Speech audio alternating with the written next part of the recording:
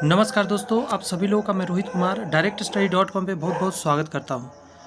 आज की वीडियो में हम लोग बात करने जा रहे हैं, जैसा कि आपको पता है कि हम लोग साइंस का क्वेश्चन कर रहे हैं एमसीक्यूज़। तो एमसीक्यू जो है हमने कंप्लीट किया है सेकेंड चैप्टर का। ये जो सेकेंड चैप्टर है यांत्रिकी एवं पदार्थों के गुण, अगर इसके हमने कंप्लीट कर लिया तो 2 वीडियो में हम लोग ने ऑब्जेक्टिव किया है, तो 2 वीडियो में हम लोग को थ्योरी भी करना है। तो एक वीडियो हम लोग ने कंप्लीट कर लिया है 58 क्वेश्चन का। आज 50 क्वेश्चन का आगे थ्योरी हम लोग कंप्लीट करेंगे। सारे चैप्टर के जो लास्ट में दिए रहते हैं क्वेश्चन आंसर, उसे हम लोग कंप्लीट कर रहे हैं, क्योंकि वो जो दिए रहते हैं ढेर सारे डिटेल्स, उससे कहीं ना कहीं एग्जाम में बहुत सारे क्वेश्चन बनते हैं। तो चलिए उसकी शुरुआत करते हैं। हाँ, एक बात बता दूं, अगर आप पीडीएफ डाउनलोड करना चाहते हैं जो मैं पढ़ा रहा हूँ अभी, ये पीडीएफ के लिए आपको टेलीग्राम ज्वाइन करना है। डिस्क्रिप्शन में लिंक है, वहाँ से कर लीजिए, या टेलीग्राम पे सर्च कर लीजिए directstudy.com। ऐसा लोगो यहाँ जो लगा हुआ है, ये लोगो आपको लगा हुआ दिख जाएगा।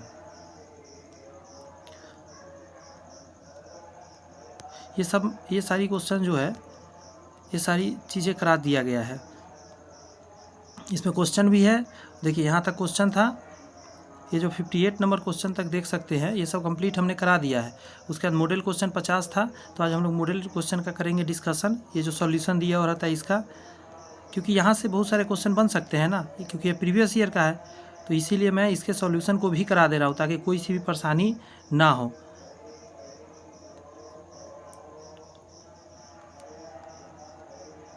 ढेर सारे न्यूमेरिकल्स रहते हैं, पीडीएफ दिया गया है, इसमें से न्यूमेरिकल्स भी आप अच्छा से देख सकते हैं। सारे सॉल्यूशन न्यूमेरिकल्स के दिए, कुछ करा दिया जाता है मेरे द्वारा, और कुछ आप लोगों को कहा जाता है कि ये पीडीएफ से देख लीजिएगा, क्योंकि बहुत सारे स्टूडेंट जो 11th-12th में स्ट्रांग हैं, उनके लिए क्या है, वो पीडीएफ से देखेंगे, उनको समझ में आ जाएगा। जिन लोग का 11th-12th पढ़े ही नहीं है सही से, तो वो लोग चाह के भी नहीं पढ़ सकते अब, क्योंकि समय नहीं है। 2 साल का कोर्स क्या अब 2-4 महीना में कंप्लीट होगा? नहीं होगा। इसीलिए जहाँ इंपॉर्टेंट लगता है समझा दिया जाता है मेरे द्वारा, और थोड़ा बहुत अगर छूटता है तो मैं कहता हूँ पीडीएफ से देख लेने के लिए। जैसे ये 4 नंबर क्वेश्चन तक सिर्फ न्यूमेरिकल्स था, तो 5वां क्वेश्चन में थ्योरी है, तो इसे देखते हैं। कह रहा है वह निर्देश तंत्र जड़त्वीय निर्देश तंत्र है जिस पर न्यूटन की गति का प्रथम नियम लगता है। क्योंकि आप दिमाग रहा से जड़त्व कहाँ है, तो प्रथम नियम पर ही लगता है न्यूटन के। जड़त्व शब्द की उत्पत्ति जड़ता से हुई है, मतलब एक ही स्थिति बने रहना, जिसका अर्थ स्थिरता या अपरिवर्तनीय है। प्रत्येक वस्तु अपनी विराम अवस्था या गति की अवस्था में ही बने रहना चाहती है और अपनी अवस्था में होने वाले परिवर्तन को विरोध करती है। इसे जड़त्व का नियम कहते हैं। द्रव्यमान जड़त्व की माप है। द्रव्यमान जड़त्व की क्या है? माप है। ये सबसे क्वेश्चन बनता है। ये जो लास्ट लाइन देखे, द्रव्यमान जड़त्व की माप है, तो इस पूछा हुआ था कि जड़त्व की माप क्या है। ऑप्शन दिया हुआ रहेगा कुछ, उसमें से आपको टिक कराना रहेगा। न्यूटन का गति का प्रथम नियम बल को परिभाषित करता है। तो ये भी बात याद रखना है कि बल को परिभाषा प्रथम न्यूटन देता है। इस नियम के अनुसार बल वह बाह्य कारक है जो किसी वस्तु को अवस्था में परिवर्तन करने के लिए आवश्यक है। अवस्था परिवर्तन के लिए क्या आवश्यक है? तो बल आवश्यक है, ये बताता है। यदि किसी पिंड का कार्यरत कुल बाह्य बल जो समेशन एफ है वेक्टर इक्वल टू 0 शून्य है, तब उसका त्वरण शून्य होता है, तथा त्वरित अवस्था केवल तभी संभव है जब उस पर कार्यरत कुल बाह्य बल शून्य ना हो। ए इक्वल टू 0 यदि और केवल यदि एफ बाह्य 0, ए 0 से ज़्यादा यदि और केवल एफ बाह्य बल ज़्यादा, मतलब फोर्स जो है वो अधिक होगा तो एक्सेलरेशन भी ज़्यादा होगा। नेक्स्ट देखिएगा, कह रहा है स्थिति की मात्रक का चयन दूरी के परिणाम पर निर्भर करती है। स्थिति के मात्रक का चयन दूरी के परिमाण पर निर्भर करती है। स्थिति के बारे में कहता है, स्थिति और समय दोनों के मापन के लिए प्रत्येक मापन में 3 बातों का जानकारी अनिवार्य हो जाता है। पहला मूल बिंदु, ओरिजिन बोलते हैं, कहाँ से स्टार्ट हुआ। दूसरा है डायरेक्शन, किस डायरेक्शन में गया है। और तीसरा है मात्रक, यूनिट। कण की स्थिति के मात्रक का चयन तय की गई दूरी के परिणाम पर निर्भर करती है। फिर से सुनिए, कण की स्थिति के मात्रक का चयन तय की गई दूरी के परिणाम पर निर्भर करती है। नेक्स्ट टॉपिक है, किसी वस्तु की गति में त्वरण उत्पन्न होता है तब उस वस्तु का सदैव कोई कार्य करता है, कोई ना कोई बल जो है, फोर्स कार्य करता है यदि त्वरण आया तो। अभी हमने देखा कि एक्सेलरेशन जैसे ही ग्रोथ करेगा तो फोर्स अपने आप ग्रोथ करेगा, फोर्स ग्रोथ करेगा तो एक्सेलरेशन ग्रोथ करेगा, फोर्स 0 तो एक्सेलरेशन 0। जब तक किसी वस्तु का परिमाणी बल शून्य नहीं होता है, वह त्वरित गति करती रहती है। अगर गति कर रही है और उसमें अगर शून्य नहीं है उसका परिमाणी फोर्स, तो वो गति कर रही है। वही बात यहाँ दिया गया है, ए इक्वल टू जीरो कब, जब बाह्य बल जीरो, और जब ये तीर ऊपर का मैं क्या बता रहा है कि अधिक हो जाए, जीरो से ज़्यादा कब होगा, जब बाह्य बल जीरो से ज़्यादा होगा।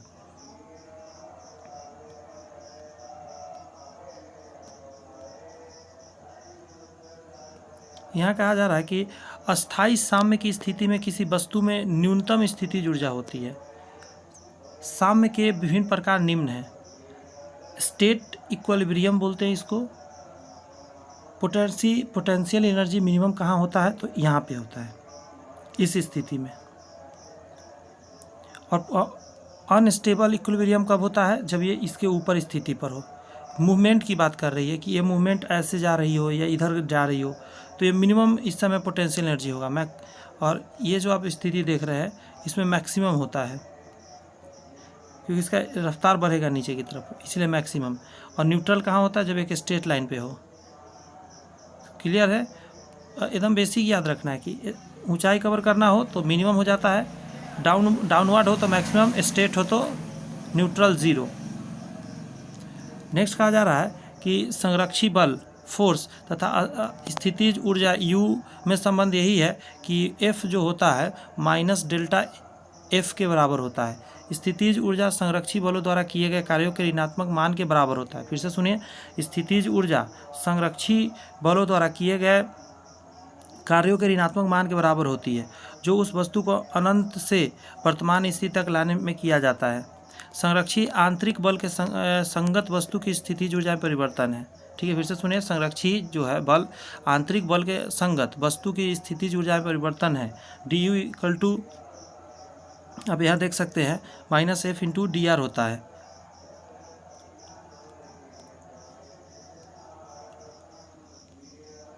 किसी पिंड का द्रव्यमान केंद्र वह बिंदु है जहाँ पर पिंड पर लगा कुल गुरुत्वीय बल आघूर्ण शून्य हो जाता है।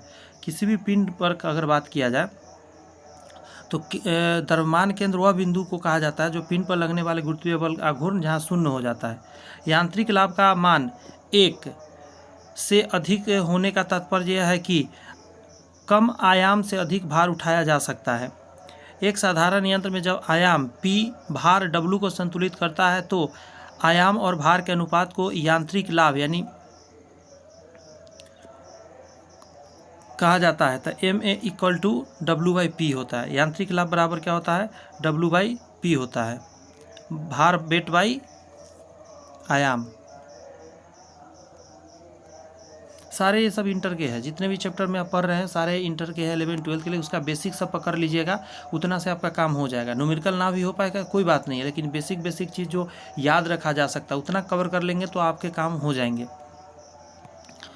10 तक के लेवल की बात कर रहा हूँ, लेकिन 11 12 में अगर कोई दे रहा है एग्ज़ाम तो उसको पूरा डिटेल पढ़ना पड़ेगा, तब जाके होंगे। बल की शक्ति कण पर कार्यरत बल आघूर्ण और उसके कोणीय वेग के गुणनफल के तुल्य होता है। यदि पिंड का घूर्णन अक्ष के परितः जड़त्व आघूर्ण का मान एकांक होता है तो पिंड का बल आघूर्ण उसके कोणीय त्वरण के बराबर होता है। फिर से सुनिए, यदि पिंड का घूर्णन अक्ष के परितः जड़त्व आघूर्ण का मान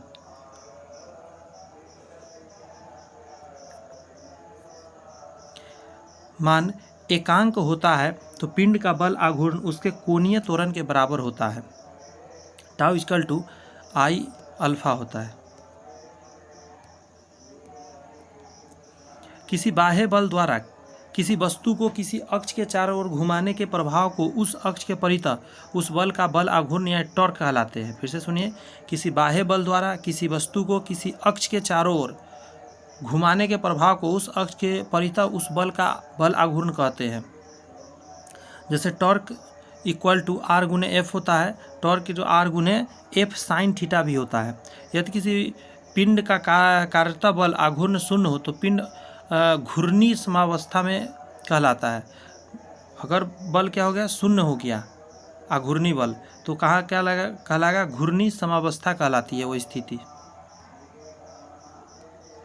और नेक्स्ट टॉपिक देखते हैं। आइए, किसी पिंड का जड़त्व आघूर्ण द्रव्यमान के साथ साथ घूर्णन अक्ष के परितः पिंड के द्रव्यमान वितरण पर निर्भर करती है। फिर से सुनिए, किसी पिंड का जड़त्व आघूर्ण, जो जड़त्व आघूर्ण है वो द्रव्यमान के साथ साथ घूर्णन अक्ष के परितः पिंड के द्रव्यमान वितरण पर निर्भर करती है। नेक्स्ट टॉपिक है, घूर्णन गति में वस्तु का वह गुण जिसके कारण वह किसी अक्ष के सापेक्ष अपनी घूर्णन अवस्था में परिवर्तन का विरोध करती है, उस अक्ष के सापेक्ष वस्तु का जड़त्व आघूर्ण कहलाती है। ठीक है, फिर से पढ़ दूं क्या? फिर सुनिए, घूर्णन गति में वस्तु का वह गुण जिसके कारण वह किसी अक्ष के सापेक्ष अपनी घूर्णन अवस्था में परिवर्तन का विरोध करता है, उस अक्ष के सापेक्ष वस्तु का जड़त्व आघूर्णन कहलाती है। किसी कण का द्रव्यमान m जिसकी घूर्णन अक्ष से दूरी r है, तब कण का घूर्णन अक्ष के परितः जड़त्व आघूर्ण I = mr² कहलाता है।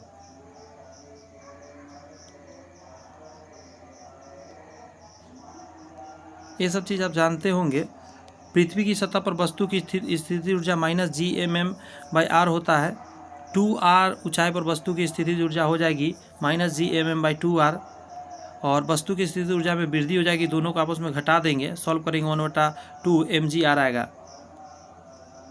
ये सब बेसिक है, समझ सकते हैं। पृथ्वी के घूर्णन के कारण गुरुत्वीय त्वरण g का मान भूमध्य रेखा पर अधिकतम तथा ध्रुव पर न्यूनतम होता है। ये बड़ी इंपॉर्टेंट लाइन है, स्टार मार्क कर लीजिए, ये मतलब एग्जाम में आ सकता है। कहाँ पे? भूमध्य रेखा पर अधिकतम और ध्रुवों पर न्यूनतम होता है। और किसके कारण होता है? पृथ्वी के घूर्णन के कारण होता है। पृथ्वी के घूर्णन के कारण विभिन्न अक्षांशीय स्थिति में गुरुत्वीय त्वरण के मान में परिवर्तन होता है। इसको हम इस चीज़ से दर्शाते हैं, g1 = g - re ω² cos² lambda. विषुवत रेखा पर लेमडा का मान 0 हो जाता है, तब जाके क्या हो जाता है? cos lambda = cos 0 degree, that means 1 आता है। तो g1 का मान हो जाता है g - re ω², न्यूनतम आ गया यहाँ पे। फिर करा ध्रुवों पर 90 डिग्री हो जाता है लेमडा का मान। तो यहाँ कह सकते हैं cos लेमडा = cos 90 डिग्री यानी 0।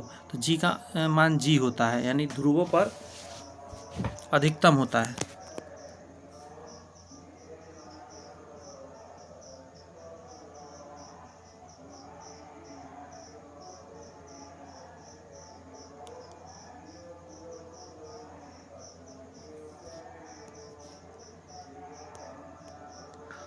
ये भी मैं बताया था आपको अच्छे से क्वेश्चन कराते समय कि कैसे होता है। किसी भी उपग्रह के क्षेत्रीय वेग नियत रहता है, अतः समान समय में समान क्षेत्रफल तय करता है। जैसे यहाँ से यहाँ जितना टाइम लगा होगा उतना ही टाइम यहाँ से यहाँ लगा होता है। इससे यहाँ पे डबल टाइम लगा, तो इसका मतलब क्षेत्रफल इसका ये डबल है। अगर समय बराबर हो जाएगा तो क्षेत्र बराबर हो जाएगा। उसका यहाँ फार्मूला दिया गया है, देख सकते हैं। SCD = 2 गुने क्षेत्रफल SAB। उधर वाला का डबल वाला जो दिख रहा था साइडेड पार्ट, वो डबल है। अर्थात C से D तक जाने में लगने वाले समय T1 AB से तक जाने में लगने वाले समय T2 का दुगना होगा, अर्थात T1 = 2T2। यहाँ पे कहा हुआ है, किताब ने कहा दिया आपको कि इसका क्षेत्रफल जो है ना इसका डबल है। तो फिर यहाँ से यहाँ तक जाने में समय अगर 1 लग रहा है तो यहाँ से 2 लगेगा। इसीलिए यहाँ अगर T मानिएगा T1 तो यहाँ हो जाएगा 2T2 कि समय उसका डबल लगेगा। वही यहाँ पे दिया हुआ था।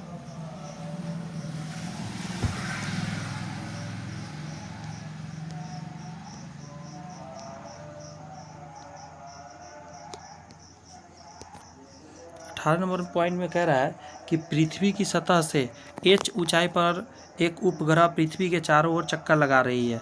यदि ऊंचाई n को बढ़ा दिया जाए, ऊंचाई h को बढ़ा दिया, या h होता है, h को बढ़ा दिया जाए तो उपग्रह का आवर्तकाल बढ़ जाएगा। आवर्तकाल t = होता है 2πr/v0। तो यहाँ होता है 2πr/√g m/r। यहाँ ध्यान रखिएगा, ये जो बराबर नहीं लिखा गया इसका मतलब गलती वो प्रिंट करने वाला समझा, वो पाई लिखना था, उसने क्या कर दिया ऐसे लिख दिया, बट पाई समझिएगा। तो t² प्रोपोर्शनल हो जाएगा RQ के। अतः उपरोक्त संबंध के अनुसार ऊंचाई बढ़ने पर उपग्रह का आवर्तकाल बढ़ जाएगा। तो ये लाइन याद रखिएगा, ऊंचाई बढ़ने पर आवर्तकाल क्या हो जाता है? बढ़ जाता है। ऊंचाई बढ़ने पर आवर्तकाल बढ़ेगा, ऊंचाई बढ़ने पर आवर्तकाल ग्रह का बढ़ेगा। ये सब याद रखिएगा, ये सबसे क्वेश्चन बनेगा, है इंटर का, लेकिन ये सब तो याद रखा जा सकता है ना, न्यूमेरिकल ना रहता है, कोई बात नहीं, ये तो याद कर लीजिए। इन चीज़ों से आएगा तो एग्जाम में नंबर उठा लीजिएगा। विकृति इप्सल बराबर होता है विन्यास में परिवर्तन बटा आरंभिक विन्यास, डेल्टा एल बाई एल। विकृति निम्नलिखित 3 प्रकार की होती है। पहला है अनुदैर्ध्य विकृति, वस्तु की लंबाई में परिवर्तन बटा वस्तु की प्रारंभिक लंबाई में परिवर्तन, यानी डेल्टा एल बाई एल। नीचे परिवर्तन नहीं दिया जाएगा, वस्तु की लंबाई में परिवर्तन बटा वस्तु की प्रारंभिक लंबाई होगा। नेक्स्ट है आयतन विकृति, वस्तु के आयतन में परिवर्तन और नीचे वस्तु की प्रारंभिक आयतन। हाँ, यहाँ परिवर्तन नहीं लिखा है, ये सही है, उसमें गलती से प्रिंट है। वस्तु के आयतन में परिवर्तन minus delta V by V हो जाएगा। नेक्स्ट है पॉइंट की अपरूपण विकृति, ओ से सूचित करते हैं। यदि विरूपक बल किसी वस्तु के आयतन को परिवर्तित किए बिना केवल आकार में परिवर्तन करता है तो वस्तु में उत्पन्न विकृति अपरूपण विकृति कहलाती है। आयतन नहीं बदलना चाहिए, आकृति बदल जाए किसी वस्तु का। जब धातु की छड़ को संपीड़ित करने पर स्थितिज ऊर्जा बढ़ती है। जब किसी तार को बाह्य बल लगाकर खींचा जाता है तो तार में आंतरिक प्रतिक्रिया बल उत्पन्न होता है जो तार के खींचे जाने का विरोध करता है, अतः तार को खींचने में इन बलों के विरुद्ध कुछ कार्य करना पड़ता है। सही बात है। यह कार्य तार में प्रत्यास्थ स्थितिज ऊर्जा के रूप में संचित हो जाता है। यह खींचे तार की प्रत्यास्थ स्थितिज ऊर्जा है। तार में संचित प्रत्यास्थ स्थितिज ऊर्जा बराबर होता है बल द्वारा किया गया कार्य, यानी औसत बल गुना लंबाई में परिवर्तन, F/2A multiply delta L by L. इसको सूचित करते हैं 1/2 रो ई इप्सल गुना LA होता है। उसको आगे यदि आप सॉल्व करते तो कह सकते हैं half YA by L into delta L square, U equal to हो जाएगा 1/2 YA by L delta L square. यहाँ मिस प्रिंट है तो U बराबर 1/2 प्रतिबल गुने विकृति गुने तार का आयतन, प्रतिबल गुने विकृति गुने तार का आयतन होता है U बराबर 1/2 करके। ये सब फार्मूला समझा जा सकता है। एक स्टील के तार या किसी अन्य धातु के तार की स्थिति में प्रत्यास्था सीमा होगी जब तार अचानक टूट जाएगा। यदि तार अचानक टूट, भंजन प्रतिबल प्रत्यास्था सीमा तथा प्रभाव बिंदु विभंजन, मतलब एक तार है उसको एकाएक अगर वो ब्रेक करता है तो क्या घटना होगा वो आपसे बात कर रहा है।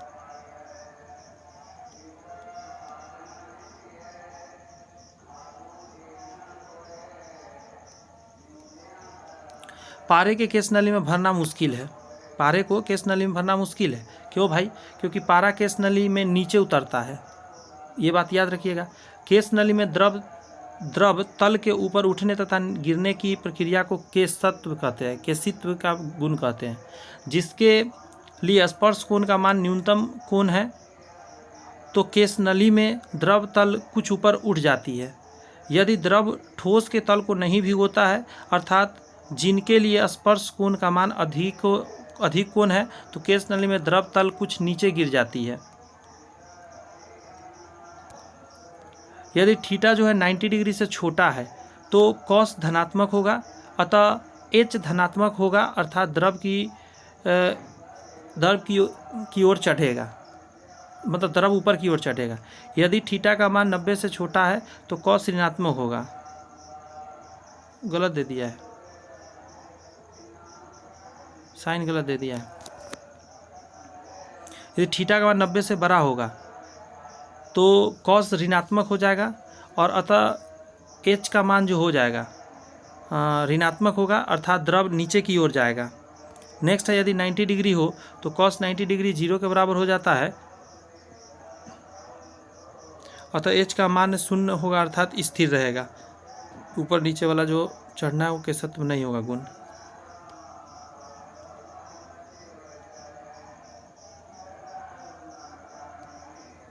इसको देखते हैं। यदि भिन्न व्यासों वाले दो केस नलियों के द्रव में ऊर्ध्वाधर डुबोया जाए तो नलियों में द्रव की ऊंचाई के लिए सत्य कथन है कि कम व्यास वाली केशिका नली में अधिक ऊंचाई होगी।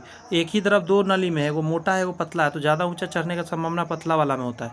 H equal to 2T cos theta by r d g. H जो होता है इन्वर्सली प्रोपोर्शनल 1/r के होता है। आर का मान कम होने पर एच अधिक हो जाता है। सेब ठीक उसके भाई के हाथ में गिरेगा। ट्रेन का बात कर रहा था, क्वेश्चन हमको याद है, आप नहीं देखे होंगे पिछला वीडियो तो फिर आपको ना पता होगा। इस जो 26 नंबर है ना, अगर आपको क्वेश्चन देखना है तो ये जो PDF है टेलीग्राम से ज्वाइन करेंगे तो ऊपर में क्वेश्चन भी सब दे दिए हैं हम। यदि ट्रेन में, गौर से सुनिए, यदि ट्रेन मंदन गति में हो, मतलब तेज़ी से स्लो हो रहा हो ट्रेन, तो गेंद पीछे गिर जाएगा। और यदि ट्रेन वेग बढ़ा रहा हो, मतलब ट्रेन अब धीरे धीरे तेज़ हो रही हो, तो गेंद आगे जाके गिर जाएगा। अगर आप किसी के हाथ में सेब गिरा रहे हैं तो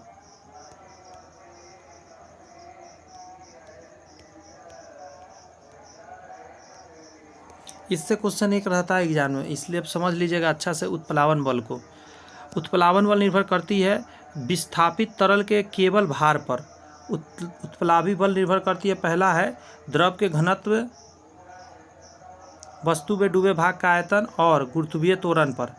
तरल का घनत्व जितना अधिक होगा उत्प्लावी बल उतना ही अधिक लगेगा और वस्तु द्रव में तैरेगी। उत्प्लावी द्रव द्वारा वस्तु पर लंबवत ऊपर की ओर लगने वाले बल है उत्प्लावी द्रव में। उत्प्लावी बल W बराबर होता है P लिक्विड गुने V इन गुने G। ये क्या क्या है उसको समझ लीजिए। द्रव का घनत्व है जो लिक्विड है उसका, वस्तु में डूबे भाग का आयतन है वॉल्यूम, और कह रहा गुरुत्वीय त्वरण G। ये तीनों चीज़ को गुना आप कर देते हैं तो ये उत्प्लावी बल कहलाता है। उत्प्लावी बल वस्तु के भार को घटा देता है, ये याद रखिए। ये कई बार एग्जाम में पूछा है कि उत्प्लावी बल वस्तु के भार को घटाता है, बढ़ाता है, कुछ चेंज नहीं करता, वगैरह वगैरह करके। उत्प्लवकता का नियम आर्किमिडीज ने दिया, ये भी याद रखिए कि आर्किमिडीज का सिद्धांत यहाँ पे काम करता है। यदि पृथ्वी पर गुरुत्व खो देती है तो भार शून्य हो जाता है, द्रव्यमान शून्य नहीं होता है, ध्यान रखिएगा। यदि पृथ्वी अपना गुरुत्व खो देती है,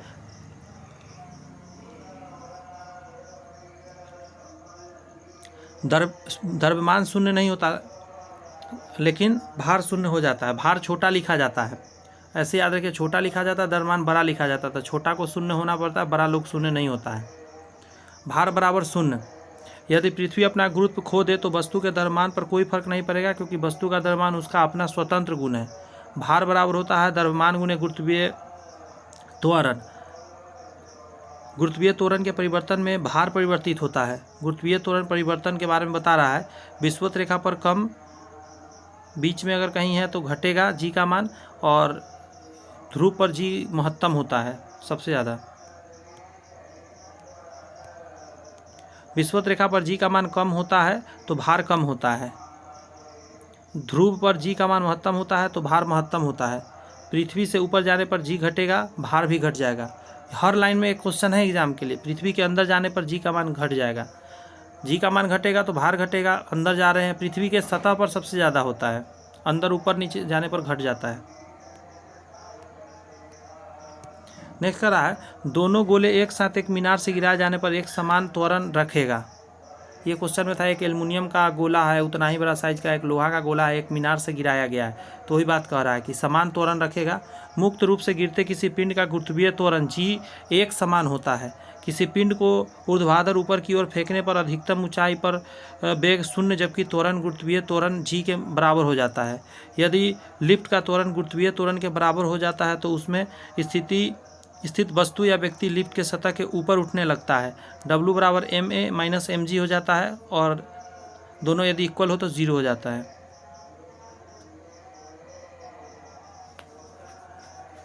कैसा सेशन लग रहा है ज़रूर बताएंगे। ये सारे टॉपिक्स पढ़ के बहुत सारे चीज़ आपके इम्पोर्टेंट कवर हो जाएंगे क्वेश्चंस।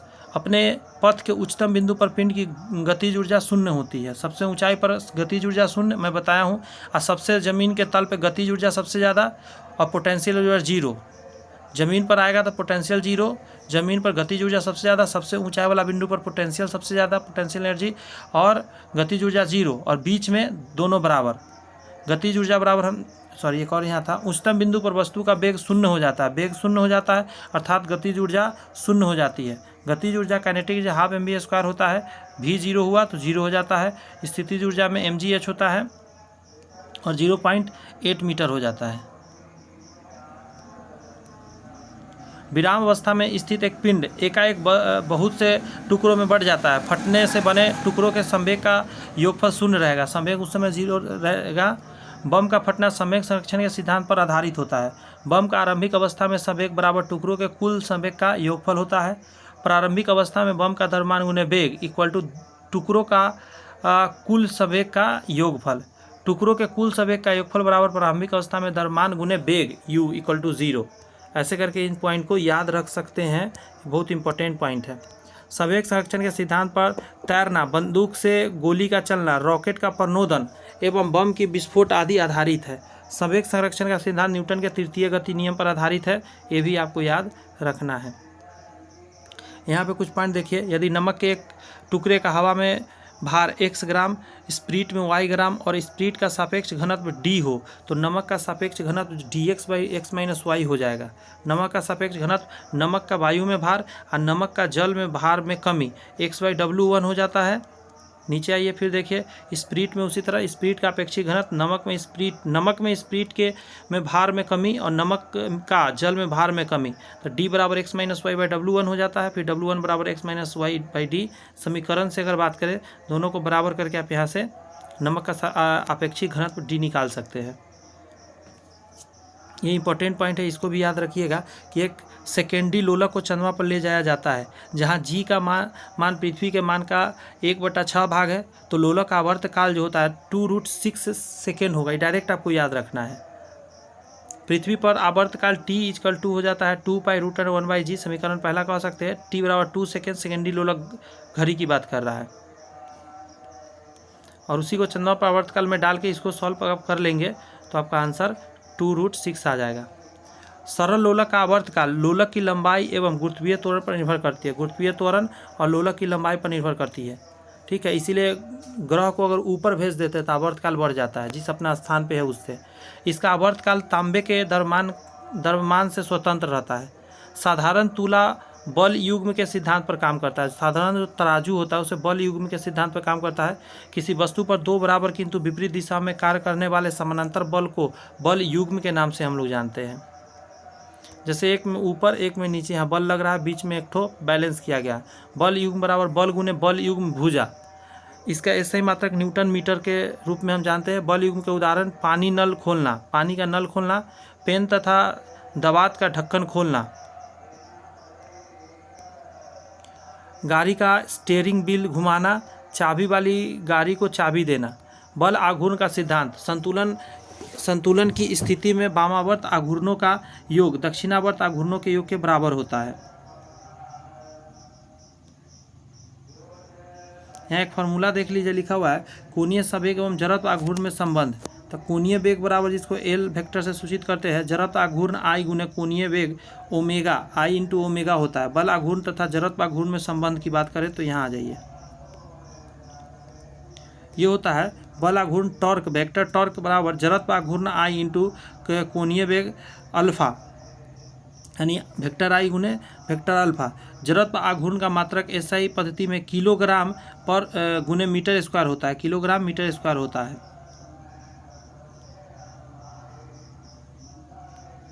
इसको भी पढ़ने का कोशिश करते हैं क्या क्या दिया गया है। अंतरिक्ष में दो उल्का पिंडों के द्रव्यमान क्रमशः 7 किलोग्राम तथा 9 किलोग्राम है। यदि वे एक दूसरे से 8 मीटर की दूरी पर है तो उनका द्रव्यमान केंद्र 9 किलोग्राम वाले पिंड से 3.5 मीटर होगा। यहाँ पे 9 kg है, 7 kg, इसके बीच है 8 मीटर का दूरी। तो द्रव्यमान केंद्र xcm बराबर होता है m1x2 + m2x2 / m1 + m2। 9 into value डाल के सॉल्व करेंगे 3.5 आएगा। वैल्यू सब क्वेश्चन में दिया हुआ है। किसी वस्तु का द्रव्यमान केंद्र वह बिंदु है, फिर से सुनिए, किसी वस्तु का द्रव्यमान केंद्र वह बिंदु होता है, द्रव्यमान केंद्र, जहाँ उस वस्तु का संपूर्ण द्रव्यमान केंद्रित होता है। द्रव्यमान केंद्र वही है जहाँ पे सबसे ज़्यादा इसका द्रव्यमान है। भार वह बल है जिसमें किसी वस्तु की पृथ्वी पर अपने केंद्र की ओर खींचती है। फिर से सुनिए, भार वह बल है जो किसी वस्तु को पृथ्वी अपने केंद्र की ओर खींचती है, उसे भार कहते हैं। एक उपग्रह पृथ्वी के चारों ओर चक्कर लगा रहा है। यदि उसे पलायन करना है तो उसका वेग वर्तमान वेग से 41% बढ़ाई जानी चाहिए। उपग्रह का पलायन वेग VE बराबर होता है √2 V0 उपग्रह का कक्षीय वेग है। VE बराबर 1.414 V0 होता है। कक्षीय वेग में अनुपातिक वृद्धि अनुपातिक वृद्धि V E minus V nought by V nought होता है, वैल्यू डाल के निकाल सकते हैं। प्लान करने के लिए उपग्रह का जो होगा 100 में से घटा लीजिए तो आपके आप निकल जाएगा 41.4% आपका अप्रॉक्सली वैल्यू आएगा।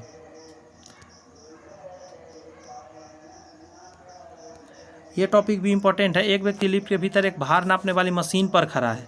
मशीन का पाठ्यांक न्यूनतम होगा यदि लिफ्ट नीचे की ओर मुक्त अवस्था रूप से गति करेगी, एकदम मुक्त अवस्था से गिरने लगे नीचे तो न्यूनतम 0 हो जाएगा पाठ्यांक, क्योंकि व्यक्ति ऊपर जाके टच हो जाएगा, लिफ्ट जो जिस पे खड़ा है वो टच उससे अलग हो जाएगा। यदि लिफ्ट नीचे की ओर मुक्त रूप से गिरता है तो क्या होता है, ए बराबर जी हो जाता है, एक्सेलरेशन जो होता है जी के बराबर हो जाता है, तो एम जी बड़ा हो जाता है आर से, m g minus R equal to m a हो जाता है, R equal to m g minus m g हो जाता है 0, अर्थात लिफ्ट में बैठा व्यक्ति भारहीनता का अनुभव करेंगे अगर लिफ्ट मुक्त अवस्था से गिरने लगेगा। यदि मनुष्य रस्सी पर त्वरण ए से नीचे की ओर गिरता है तो रस्सी में तनाव m ब्रैकेट में g माइनस ए होगा। यदि मनुष्य रस्सी पर त्वरण ए से ऊपर की ओर बढ़ता है तो प्लस हो जाता है, g प्लस ए हो जाता है। यदि मनुष्य एक समान चाल से रस्सी पर चढ़ता या उतरता है तो रस्सी का मान mg कहलाता है।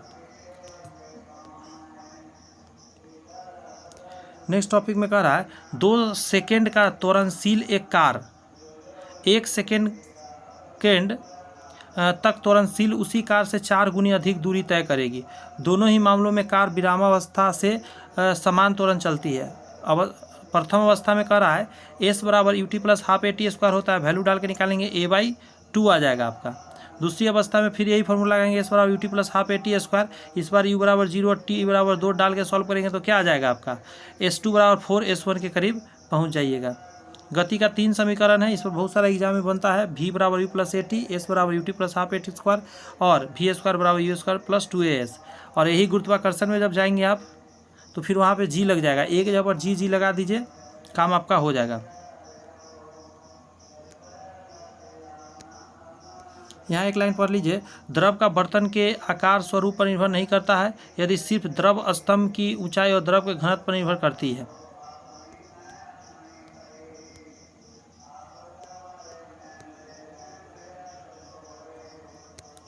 इस पॉइंट को देखिए, केशिकत्व के कारण कोई द्रव केश नली में ऊपर चढ़ेगा यदि स्पर्श कोण का मान न्यूनतम होगा। द्रव में भरे पात्र में यदि पतली सी नली डाल दी जाए तो द्रव या तो ऊपर चढ़ता है या फिर गिरता है। इस घटना को केशिकत्व कहते हैं। आप देख सकते हैं इसमें द्रव नीचे चला आया और यहाँ द्रव जो है ऊपर चला गया। तो यहाँ पे एक चीज़ ध्यान रखिएगा, 90 डिग्री से 180 के बीच में थीटा है, यहाँ पे 0 डिग्री से 90 डिग्री बीच थीटा है।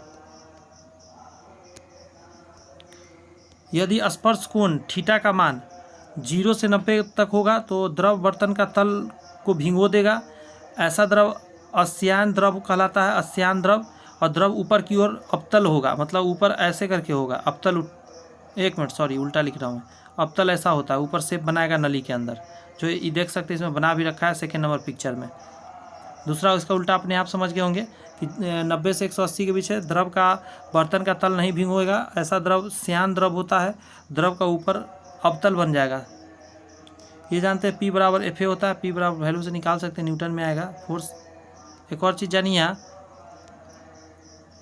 ये जो टॉपिक है अल्पतमांक चूड़ी का अंतराल बटा शीर्ष पैमाने पर बने भागों की संख्या होती है। ये स्क्रू की बात कर रही है, जो स्क्रू के अंदर होता है उसकी बात है।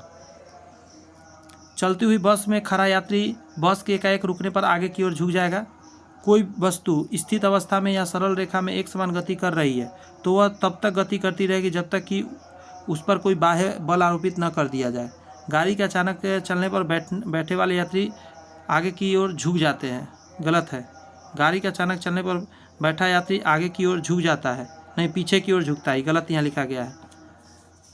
आप बैठे हुए गाड़ी में, गाड़ी एकाएक चला, आपका नीचे वाला पोर्शन आगे बढ़ जाता है लेकिन आपका ऊपर वाला जो पोर्शन है वही रह जाता है, आप पीछे की ओर झुकेंगे। लेकिन गाड़ी रुकता है तब आप आगे की ओर झुकेंगे। ये गलत पॉइंट दिया हुआ है, मैं बता दिया, ध्यान रखिएगा।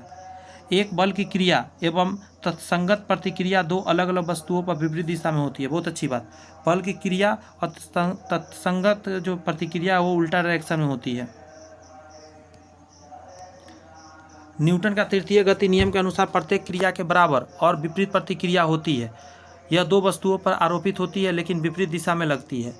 मेज पर रखी वस्तु मेज पर उतना ही बल लगाता है जितना मेज वस्तु पर राइफल से गोली चलाना, मतलब दोनों यहाँ एग्जाम्पल अलग अलग दे दिया। राइफल से गोली चलाने पर जितना आगे गोली तेज़ी से जाता है उतना ही झटका पीछे पड़ता है। आप यहाँ पे आपका दोस्त यदि बात करे तो चैप्टर कंप्लीट होता है।